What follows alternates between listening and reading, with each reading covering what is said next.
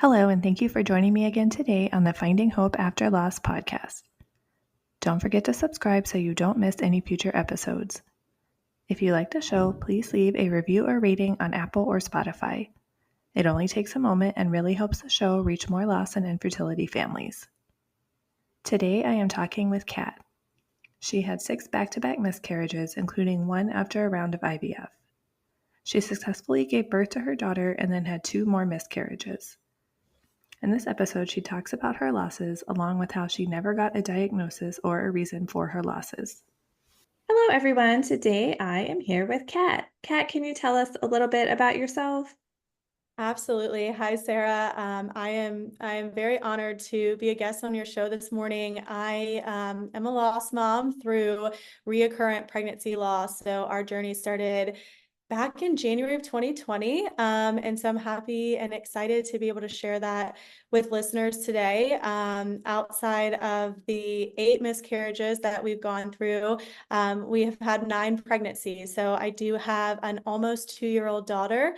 Her name is Brooklyn. Very, very proud to be a mom to her. And I guess the only other interesting thing about me that's relevant to fertility, miscarriage, pregnancy is I do also work in the OBGYN and high-risk pregnancy space. So that's been very interesting along my journey to just have that access as well. That's definitely a very unique perspective, I'm sure, that you get from that. Yeah, and we'll talk about it when I kind of walk through everything, but it's sometimes it's great and other times it's a little bit too much access, and a little bit too aware and understanding. It's similar, I guess, if you're a nurse or if you walk through pregnancy loss and you're in the clinical field. So definitely a blessing, a little bit of a curse. So, do you mind sharing a little bit about your loss journey? Yeah, absolutely. So my husband and we got married. I was 28 and he is 6 years older than me. So he was like mid 30s at the time. And we, we weren't like, I wasn't one of those people that was, let's get pregnant immediately. I want to be a mom. I got to be a mom. I honestly was a little unsure. My career is very time consuming and I just wasn't sure. So we took about a year, and on January 2020, January always seems like a good time to start things. So January 2020, we were like, all right, let's do this. And I will be honest, I was even working in obstetrics, I was just very naive to your cycle and how it worked and loss and miscarriage. And, it's something you just think that it's going to happen the first time you try. We're always told that it's so easy to get pregnant. And then 9 months later, you pop out a baby. But our situation, we did get pregnant quickly. We found out we were pregnant the end of April of 2020, after I realized that there was only a few days each month that you could get pregnant. So once I hurdled through that, we figured out how to get pregnant and we got pregnant quickly. And it just seemed like, okay, here we go. We had told our parents at like 6 weeks. We Around 6.5 weeks, I was just in one of my offices and I turned to one of the physicians and was like, I just don't really feel pregnant. And she said, this is where the curse comes in. She said, well, why don't we just take your HCG? So that was the first that I learned about betas, which I have a lot of experience now. But she was like, let's just take your HCG. And I said, okay, what's that? She's like, oh, just quickly, we'll just like jump in the room, get your blood, and it'll show you, quote unquote, like how pregnant you are based off the level that returns. And that is really where my journey started to take a turn. That number came back really low, way too low for 6.5, 7 weeks pregnant. I don't know how familiar listeners are with betas, but it was like too high. When we walk this, we know everything. 5 years ago, it was 257, which is something you want to see closer to 4.5 weeks pregnant. So that put up some red flags. We started doing these trending betas every 48 hours. I started learning about Google and Reddit and baby forums and what's your beta at X amount of days post ovulation. And my beta finally hit that like 1,500 mark where I could get an ultrasound. And so typically around that 1,200, 1,500 HCG level, the pregnancy hormone, you're supposed to be able to see a baby via the ultrasound. And when I went in for the ultrasound, there was nothing there. It looked to the physician, from what she described to me with the first pregnancy, that it looked like I had just either like had a really heavy bleed, like internally, not, that's the wrong way to say it, but it looked like there was a pregnancy and it was kind of dissolving. And I should be miscarrying, or I have already miscarried. So at that time, it was defined to me as a miscarriage. I was right around that 8 weeks and a couple days. I had not started bleeding. And that in itself takes a little bit of time. So I think it was like a couple days later, I started bleeding, and that was my first experience with miscarriage and loss. So of course, what's told to you in those situations is, this happens, 25% of the time, you're fine, you're going to get pregnant quickly, you're healthy, you're young. It just happens and you'll be fine. And I would really urge, if that's being told to you, to not take that, I guess, to heart, and kind of just continue to be your own advocate, because while that may be true for some people, it definitely was not true for me. Yeah, I feel like, you know, like you were saying, that we're just taught that getting pregnant is so easy. And, you just, we don't know that there's only certain days of the month. We don't know about betas. We don't know about any of this. And we're not taught about any of this. And I think it's just, and especially not taught about going through loss or what to expect, or I just feel like everything is just so lacking. It's so lacking. And I mean, I think you, myself, most of your listeners, unfortunately, we're the ones that learn about it because we have to. And nobody's teaching us, we're learning about it ourselves. And I think that's where a lot of resentment comes from too, with women who have gone through this experience with like their friends or family. It's like, you don't even have to know this because it just happens. You get quote unquote lucky, and you don't have to see this dirty, dark side of fertility. And it sucks. And that was one of 8 of my miscarriages. So that was the most naive and raw to me. I named that, we chose to name that baby. I have tons of lost jewelry with that baby's name on it. And I think as I continue through my journey, you just harden, and you can only take so much. And so I think that was really a unique experience from my first miscarriage to my 8th, which I just actually went through a few weeks ago.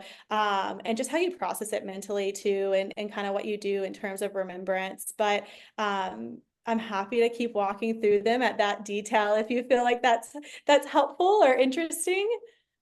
Yeah, I mean, it's your story. So if you'd like to share about them, Yeah, feel yeah. free. So, yeah, and I think, gosh, we are in, oh my gosh, is it August of 2024? And again, I'm talking about things that happened, 4.5 years ago. But it just sits so close to your heart. And I'm just rattling this off from just memory and scar tissue, I think. So really after that, I think I alluded to in the beginning, I wasn't really sure if I wanted to be a mom. We weren't really sure if we wanted to have children.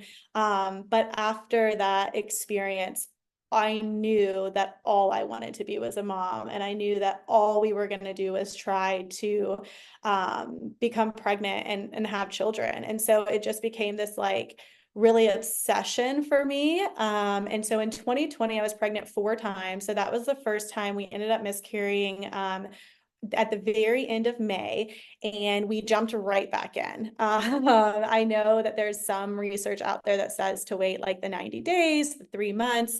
Now, I think more recently that has definitely been shared that that's actually not the case. You can start really as soon as you're ready.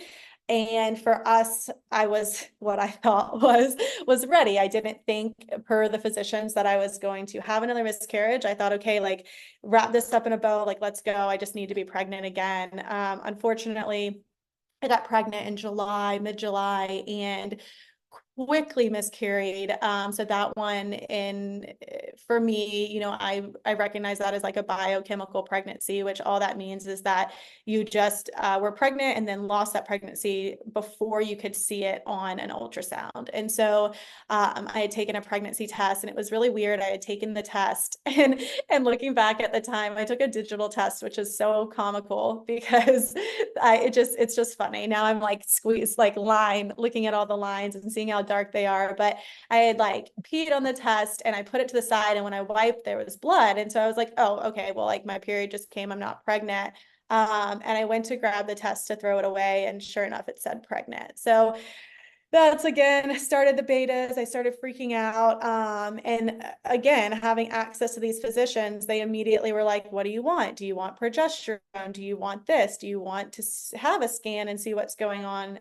Even though that's like really kind of silly to do that early. And I think in one way, I feel really lucky to have had access to that stuff, because I know there's so many women that have to wait 3 miscarriages before they get to have a conversation with a physician or get prescribed progesterone. But at the same time, I think it was just so much coming at once, and it definitely created a little bit of like false control and false confidence.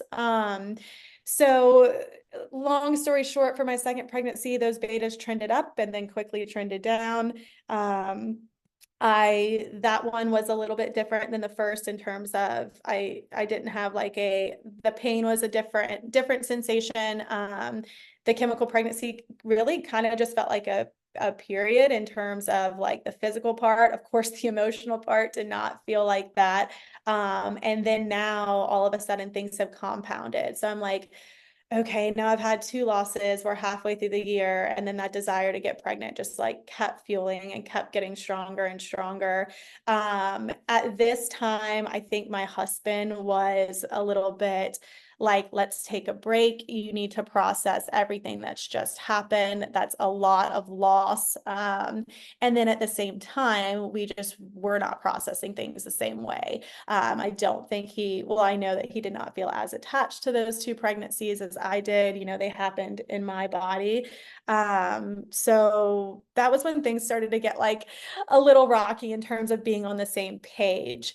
And okay, so that was July. And so I just kept pushing forward, and we decided to take a vacation out to Mexico for, I think we were just like, let's just get away. You know what? No, I had a whole pregnancy before that. So yeah, so after the chemical, we did try again immediately, and I got pregnant again very quickly. And so throughout my whole journey, we found a method via like probably the Reddit forums that was called like the sperm meets egg method. And so it was a very unique method of how many times, to try, what days to try, how many days before ovulation, how many days after ovulation. And it was like this 99% success rate that the sperm is going to meet the egg. And then of course, obviously things have to work out for the baby to actually implant. But we use that, and I will say we continue to use that, and we have had really good success with that method. I've been pregnant 9 times, but with that third pregnancy, we used it. We got pregnant that same month. And that miscarriage was when everything kind of aligned for my husband and I in terms of just getting on the same page emotionally and how we grieved. I had my betas, they were great. We went into our 8-week scan, and there was the gestational sac, but there was no yolk sac, and there was no fetal pole.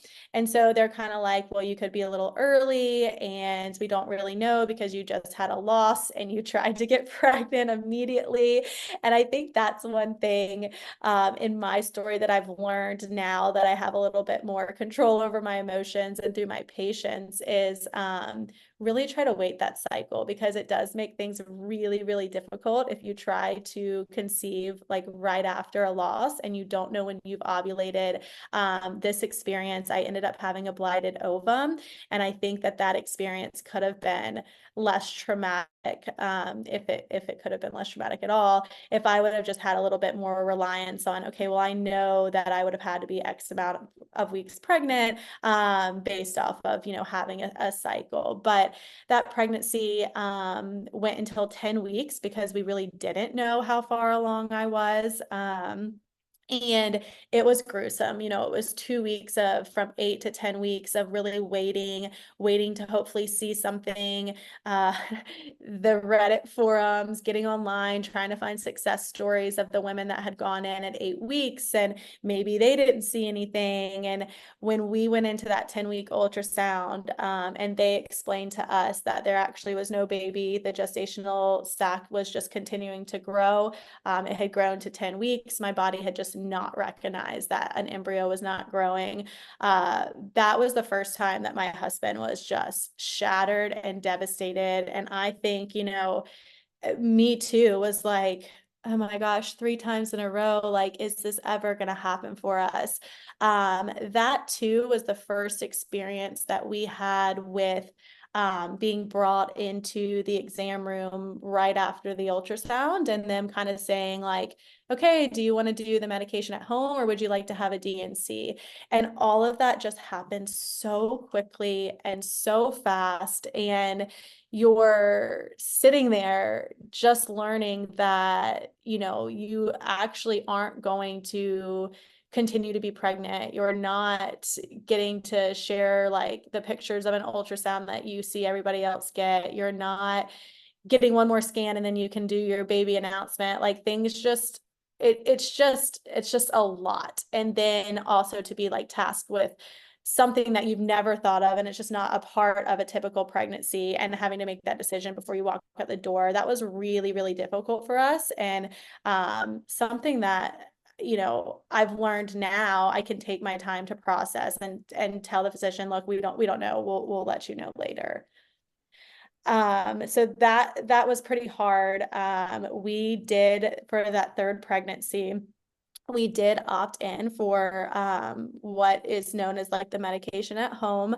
I think I was terrified of a DNC. I was terrified of going under anesthesia. I had never had surgery prior to this experience. All of that was really new and scary. And so I chose, what they gave me was the Cytotec. I know now a lot of the misoprostol is given along with the Cytotec for better success. But we did the Cytotec, and again, that's my third pregnancy. I've never done it again. I could think I've used the word traumatic a ton in this episode already, but it was just, I thought being at home would give you the privacy and would give you the time to grieve and give me the time to just process everything. But the amount of pain I had doing that at home was just I was just completely unprepared for it. The physicians, which, the OBs say, oh, they tell you it's not that painful, but in reality, like, the majority of them probably have not done that themselves. It's a very different experience than when now that I have given birth, it's a different experience when you're given the Cytotec in labor and delivery. It's all very different, both emotionally and physically. And so that was really painful. That drew out at least a week. I had to take an additional dose. And, what I learned now is that it's really not a guaranteed option for passing the baby either. A good amount of people still have to have the DNC because the tissue doesn't pass all the way.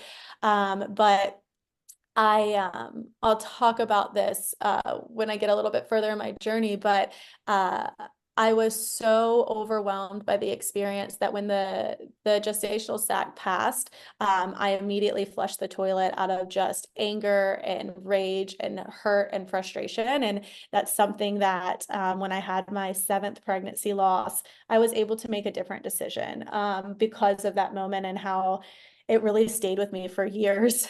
But that is something that at the time I did not know you could take that tissue into your physician's office and have them test for genetics.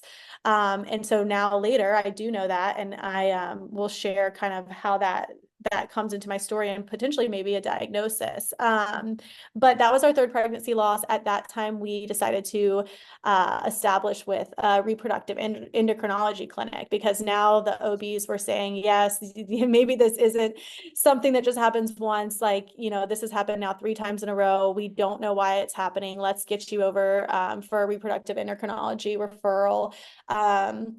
We went there really hopeful. Like, I think it was just like, okay, somebody's going to listen to me, somebody's going to tell me what's wrong, and somebody's going to tell me what to fix.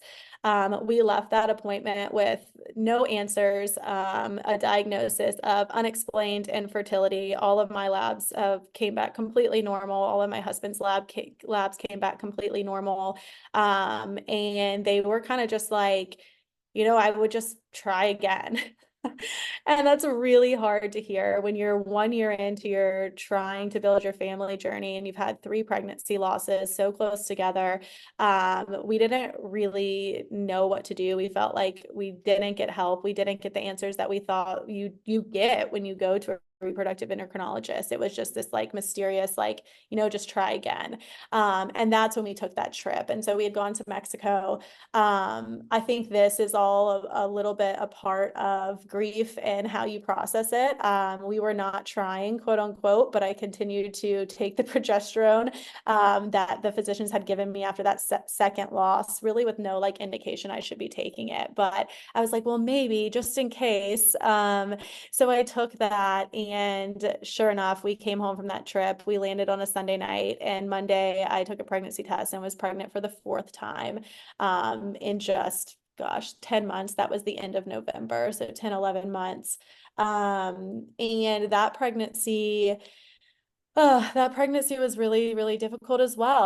All of my losses have not been similar, as you've heard. So this pregnancy, we we were with our reproductive endocrinologist. So we had those early scans. We got to 8 weeks and we saw the first heartbeat that we had seen. And we left that appointment with the reel of ultrasounds with your little baby. And we were like, I remember like vividly sitting in my car in the parking lot and just completely breaking down, saying like, this is it. We finally get to bring a baby home.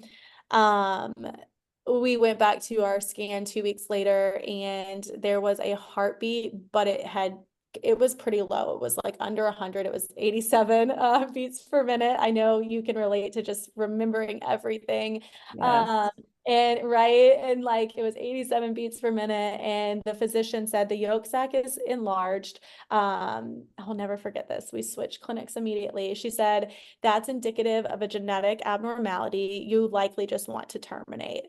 And for a reproductive endocrinologist to say that to a woman that has just lost 3 pregnancies and 3 babies, and to be sitting there not understanding if we would or wouldn't terminate if there was genetic abnormalities, that was just really difficult for us. That just seems We like such a cold way to say it too.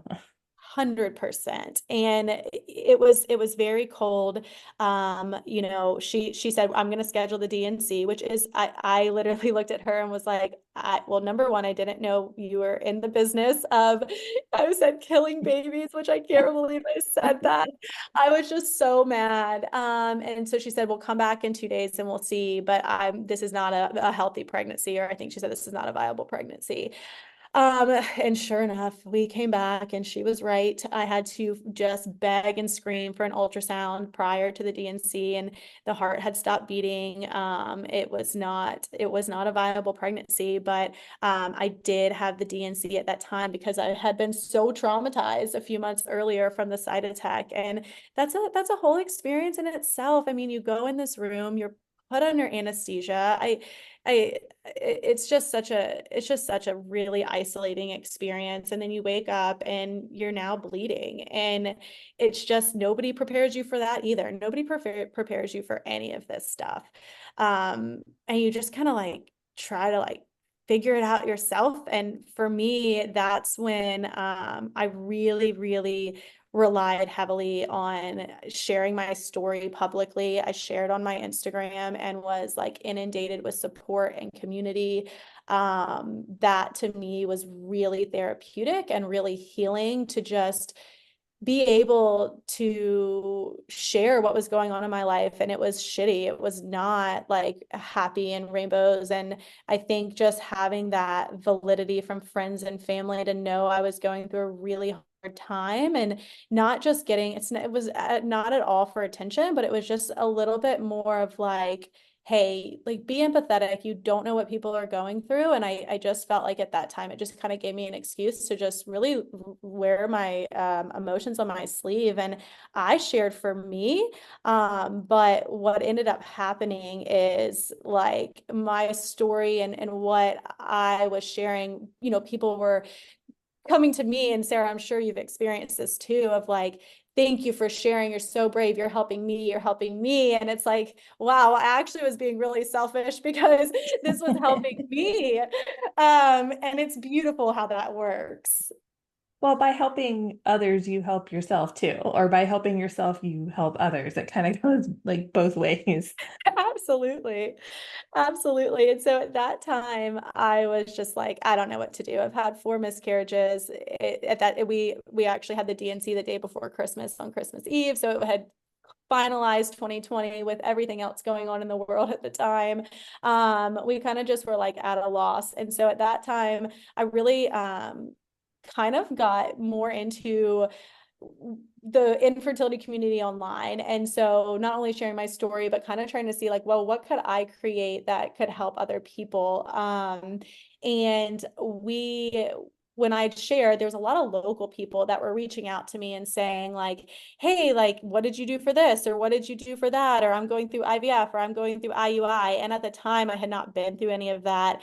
And so I was just felt like a little like mediator. And I was like, well, I have a friend that I know, she just reached out to me and she did this. So I was like connecting other people to each other. So I started like a local support group. I'm from Charleston, South Carolina, and it was beautiful, but also really sad to see how many people came to the first one. We had 65 women come to the support group, and the whole intent was, when you're in your 30s, a lot of people, at this time I had just turned 30, a lot of people are meeting up for play dates, or you're going to go do things that are like kid friendly. And I just wanted like a group of women that were going through something really similar that could say like lean on each other and be like, let's go get wine, let's do yoga. And it was beautiful.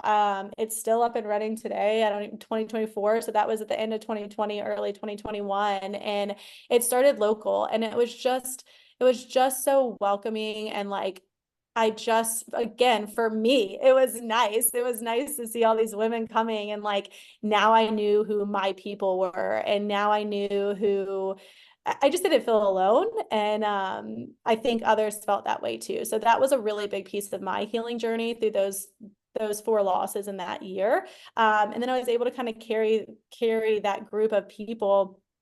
We had a group me, and so it was so nice carry them through, the next year, which unfortunately didn't really get any better for me.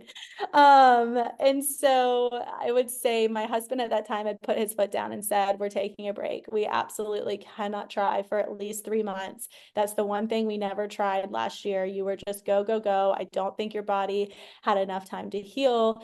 This is going to be the ticket. And so I had kind of poured myself more into the community group while we weren't trying. And we did try again in April of 2021, another chemical pregnancy right off the bat. I think that one was pretty quick. I think I was pregnant for like a week or 2. Beta is just never really getting that high.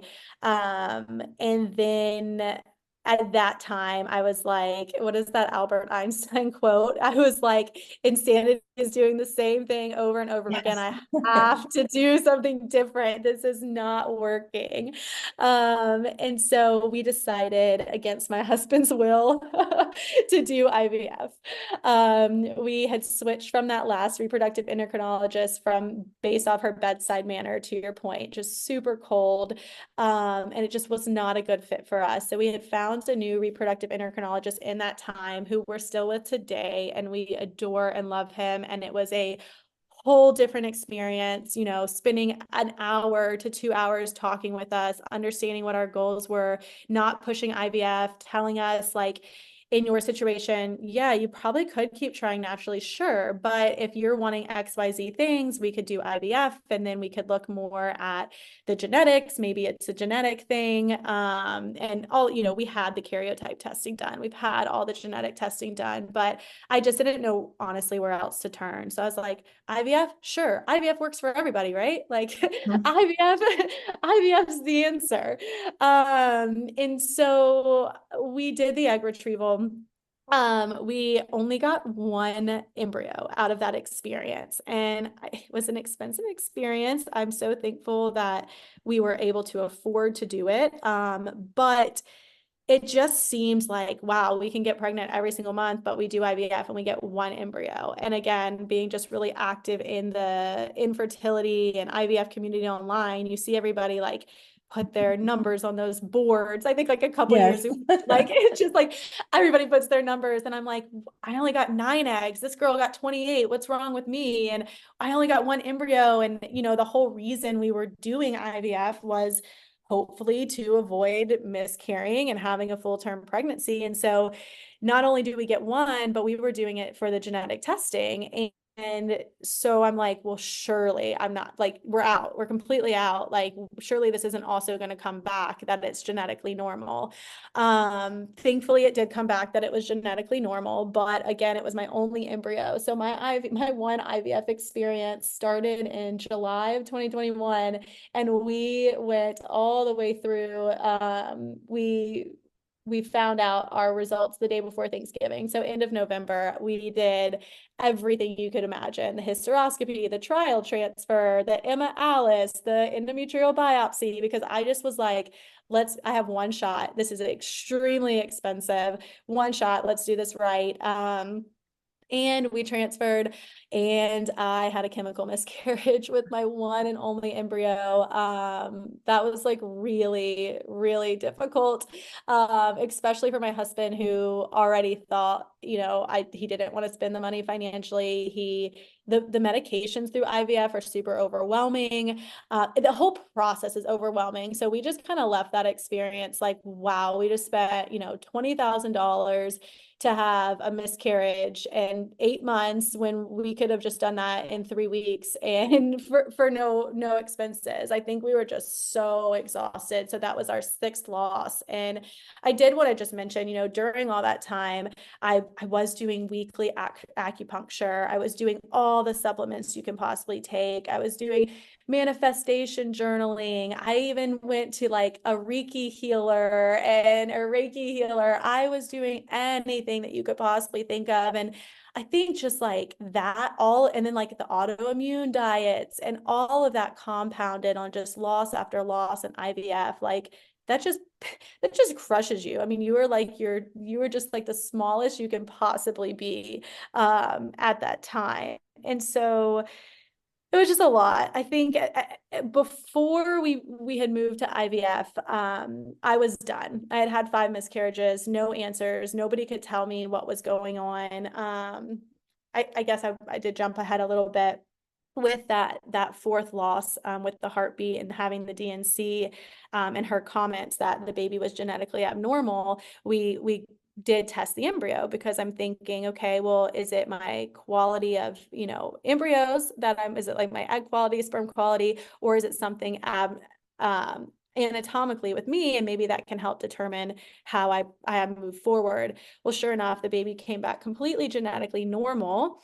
When we found out that it was a boy, that was another layer of grief and processing, and I did not find out for a couple months, until our new reproductive endocrinologist shared that accidentally, and not understanding that we did opted out of knowing the sex of the embryo. So, I mean, I think that was super difficult. And then with the transfer, we also opted out of knowing the sex, because we were thinking, okay, we have to do, our walk with fertility, our walk to build our family looks very different than the average person. If I get pregnant, I just want it to be as normal as possible, and I want my gender reveal, and I don't want to know. And so we didn't know. We, even after the chemical pregnancy, I was just like, I don't want to, or I don't want to know. I don't ever want to know. It wasn't meant to be. It's not, I don't want to say it wasn't meant to be. I hate that. But it just didn't happen for us. And so at that time we had closed the books on having biological children. I had closed that well before we did the IVF transfer, to be honest. I had started working with an adoption agency in April of 2021. Learning about adoption, just like inundating myself with podcasts on, domestic infant adoption, the adoption triad, and gosh, that could be a whole podcast on itself. And I was starting to heal long before we did this IVF transfer in terms of biological children. And that was the reason that we did move forward with the IVF, was that my husband was not there. He did want his own biological children. He could not wrap his head around adoption. He just wasn't. I was moving that direction, and he was moving a different direction. And so he's like, well, if you're not going to try naturally, like, let's try IVF. And so all that to say, the day was the day before Thanksgiving, when we realized our IVF transfer was ending in a chemical pregnancy. We had gotten positive test. After the transfer, we went in for our beta, and it was like mid 30s. I think it was like 38. And so we knew that was not going to be successful. 2 days later, the beta had dropped down under 10. So it had been another chemical loss. And we had gone for a walk, and he was like, look, I will sign the papers. And I had like a whole binder. I had a whole binder of the papers. I had everything that he needed to sign. And he's like, I will sign the papers. Like, you can't keep doing this. This is just, you are a shell of the person that I married. You are obsessing over this every single day. We're 2 years into this at this point. And looking back, we weren't ready to go down that route, but I was ready, and I was still fueled from that first loss of like, all I want to do is be a mom. All I want to do is have like children in our house. Anything that didn't involve that just like was completely of disinterest to me at the time. And so we started that process. We spent all of December doing all of the documentation. We would go to like the jail and get all of our like our background checks, our fingerprints. We did a big photo shoot for our profile adoption book that they give expectant mothers when you're going through the process.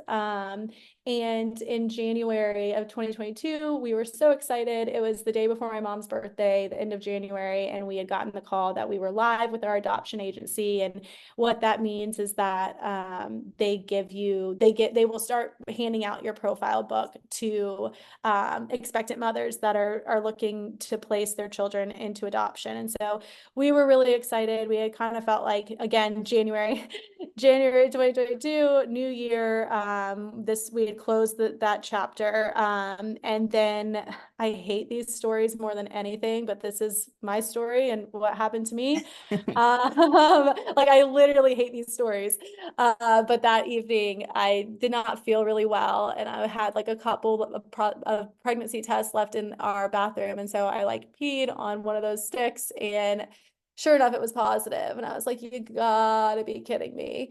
I looked back on I've always used that Flow app, whether we were trying or not, just kind of more family planning. And sure enough, I was like almost a week late, and I just had not been looking because we were not actively trying at this time.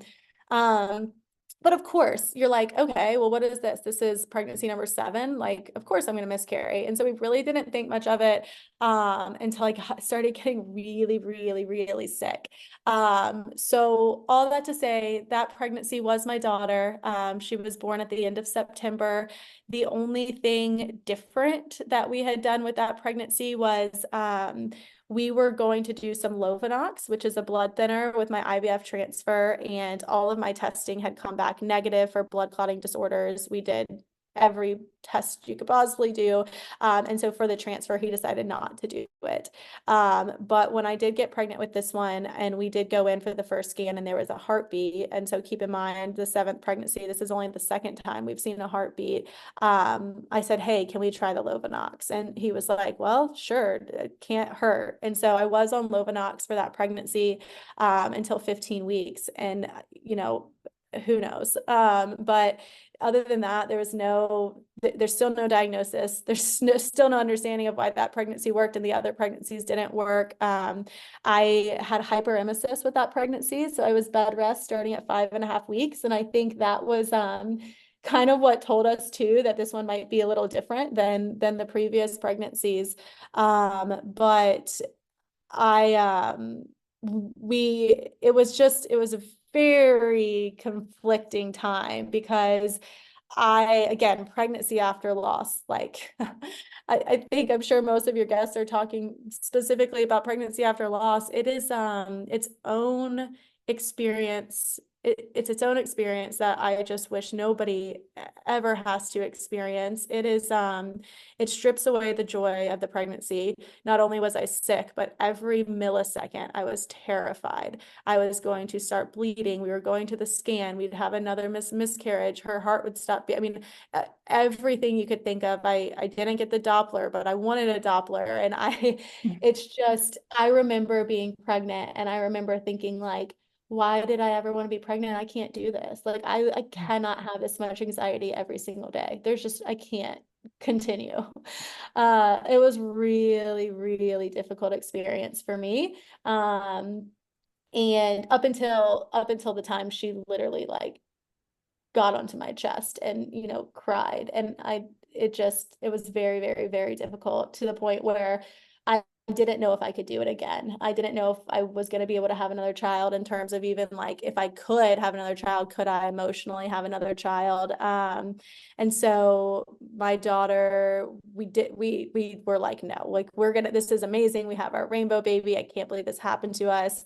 I do want to mention we did stay live with our adoption agency that entire year. Unfortunately, we were not matched. And so that just was not in the cards for us. And if you do or do not know how adoption works, the agency and the type of adoption we were doing was where the expectant mother picks your family. And if they pick you, then you can say yes or no. And unfortunately, we were just not picked. And it just again is our story. And I hate that. It's like when you decide to adopt, you'll get pregnant. That is like not at all what I want to share. And that's not at all like, that's not at all what I think even happens. I think that adoption may still be in our story for down the road. And that was just gearing us up. And, again, my husband wasn't ready at that time, but maybe he'll be ready in a couple years. But all of that to say, pregnancy after loss was really difficult. And my daughter was 18 months and I still had not processed it. And I think, Sarah, you just listening to everything I've just shared, I went through 6 miscarriages and didn't process one of them. I just kept going and going, and I never took the time to really process what happened and what happened physically, what happened emotionally. And maybe I was processing them, but I was simultaneously trying to get pregnant again or simultaneously then having another loss. And so once my daughter Brooklyn was here, I was going through the postpartum experience. And then I think everything kind of just flooded up and was like, okay, now I'm going through the grieving of like everything that just happened over the last 2.5, 3 years. And so we were not ever at the time to start trying again. But when my daughter was 18 months old, which was February, March, let's see, April or April of this year, I was another week late and we were pregnant. And I was just like, I don't know how to move forward with this. Obviously, I was thrilled. Anytime you're walking through infertility or loss, I think like a positive pregnancy is not only thrilling, but then for it to be unexpected, it's like, whoa. But I was really concerned on how I was going to move forward. And then, you don't know, okay, well, now I've been pregnant. Is everything going to be normal? I still don't have like any type of diagnosis. So I can't be like actively treated for anything. It kind of just felt like Russian roulette, like, okay, how is this going to work out? And I immediately just started spiraling back again into everything that had happened 2 years before. And it was interesting. I got on Lovenox because I just was like, okay, that's what I did with Brooklyn. Like, let's try it again. We were able to get the heartbeat of this pregnancy. So I was like, wow, like maybe the infertility and loss is in my past. But at 8.5 weeks, I actually was in my kitchen feeding my daughter dinner, and I passed the baby and started bleeding at home completely unexpectedly. And we did test that baby. We did test the genetics of that baby. And it was our first miscarriage that we had tested that actually came back abnormal in terms of just like chromosomally abnormal. And so I think that just left me with more questions than answers of what now? Like it took me right back to my very first pregnancy loss of, okay, I didn't think I could do this again, or I didn't know if I really wanted kids. And then after that experience in May of this year, I was like, all I want is to have another child. All I want is for my child to have a sibling. And I think we just like when we get pregnant, like within those first couple minutes, we just like, it's like everything passes before your eyes of like the next 9 months, these dates, this is the due date, this is what we're going to do, these are the vacations we're going to have to move. And it just, everything becomes so real just within a couple of minutes. And so even if you're pregnant for 2 days, 2 weeks, 2 months, it's real, and it's like something that you really grieve when you do miscarry or you do lose that pregnancy. And so that's where we're at today. I guess, so that was my 8th pregnancy. They thought that maybe we should do more chromosome testings due to the abnormality of that baby. It was a really weird situation. None of the physicians had ever seen it before. My whole entire care team, it was like excessive copies of this chromosome 2. So it was it's called like, oh gosh, I can't even think of it, but it's basically what happens when you get cancer and there's just an abnormal duplication of your cells. And so that second chromosome like duplicated like 10 to 15 times. So it was just something that they had never seen before.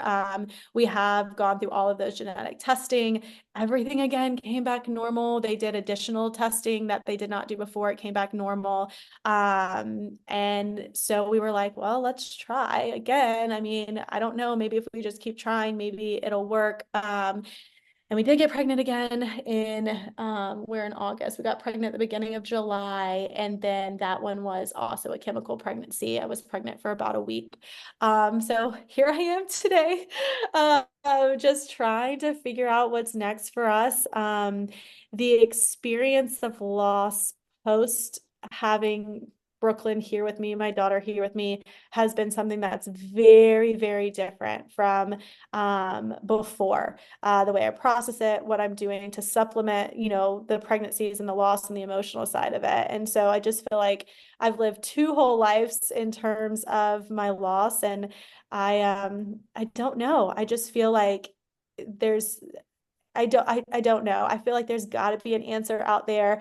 But at the same time, I know how detrimental it was to my mental health to just continue to go down those rabbit holes of trying to find an answer, what's going to work, comparing my story to somebody else's story. And I think I'm just a little like trigger shy this time around to start that because I know how exhausting and all consuming it can be.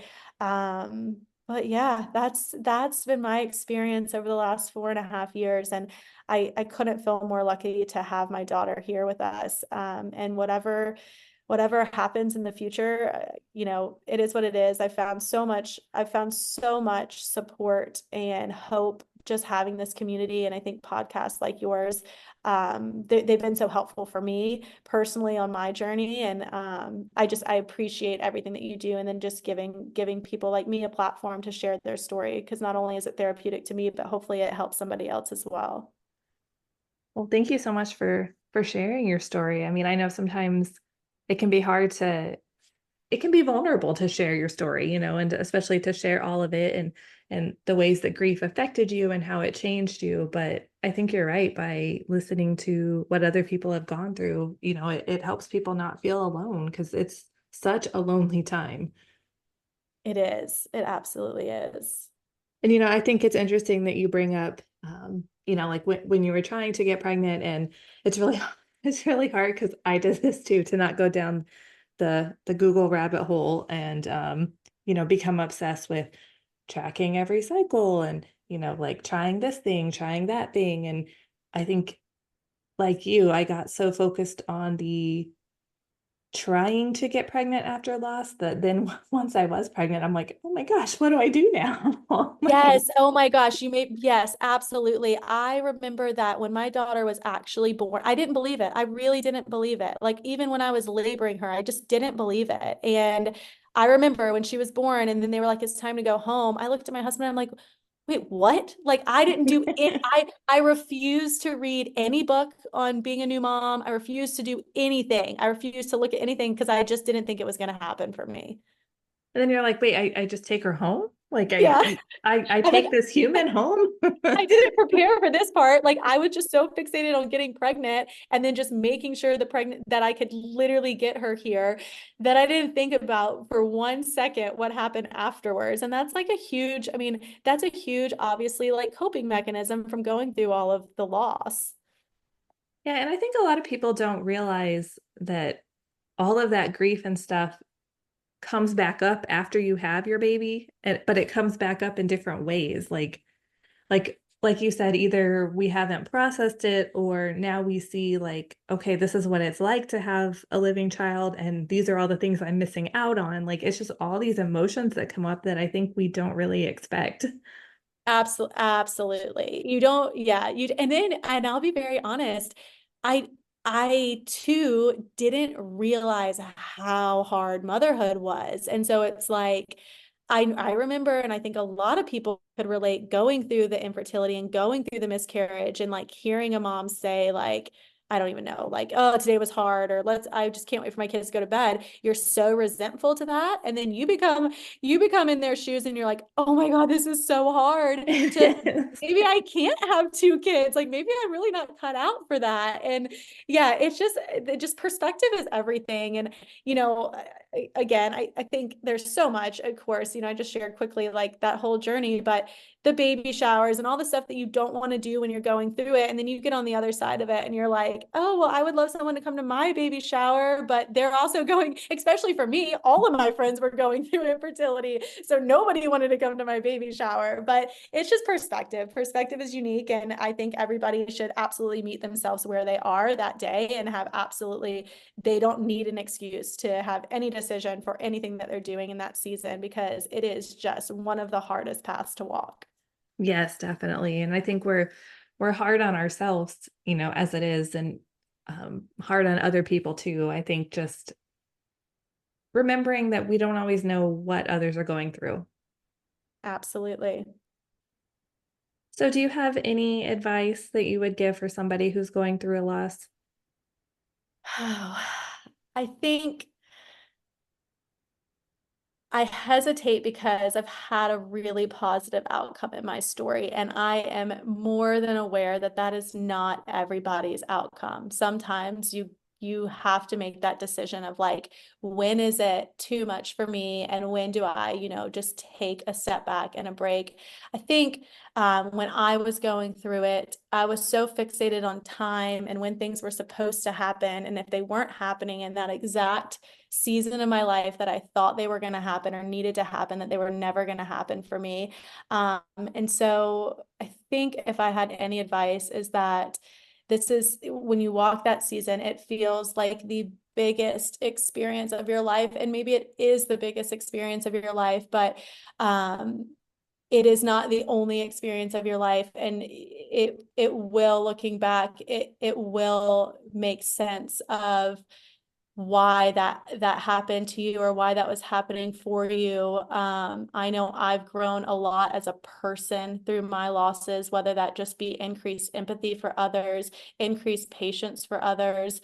And so I guess if anything, my advice would just be that, oh gosh, it's very, very hard, but one day it's not going to be this hard. And just take every day as it is and process and do what you can in that day and try to just take it day by day.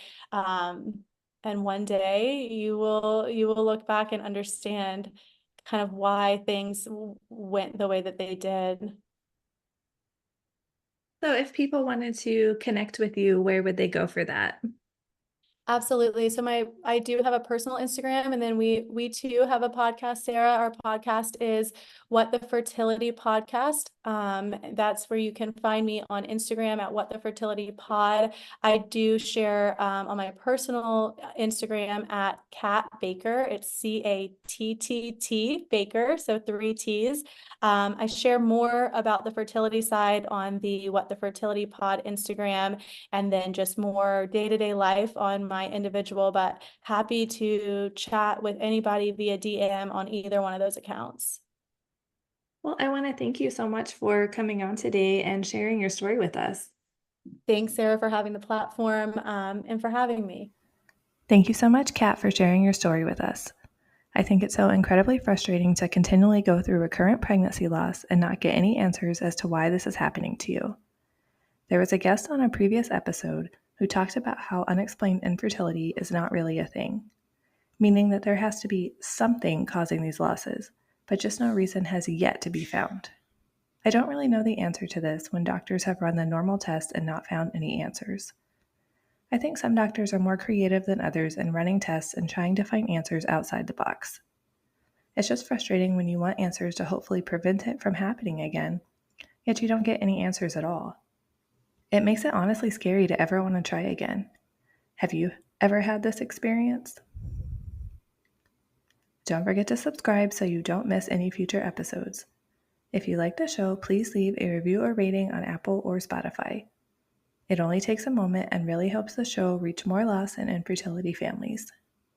Thank you so much for tuning in, and remember, we are all in this together.